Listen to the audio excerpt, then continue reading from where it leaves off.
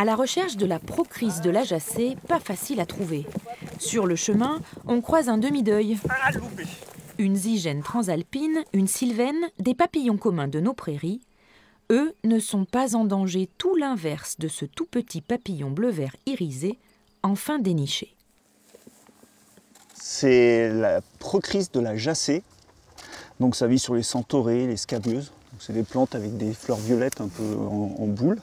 Et celle-ci, elle est vraiment en danger critique d'extinction. Donc c'est le plus haut niveau qu'on peut trouver dans la liste rouge.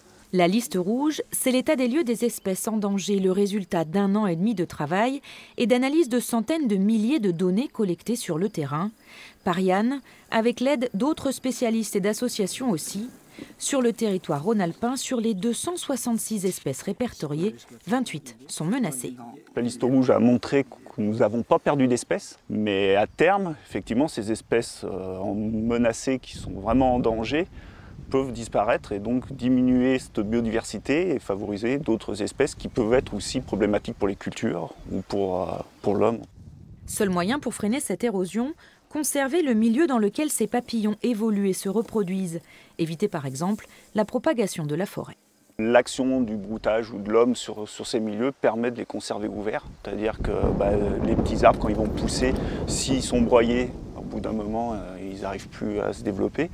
Et si par exemple aussi on a des vaches ou des chèvres ou des moutons sur ce site, ils vont brouter et donc éviter justement cette fermeture de milieu.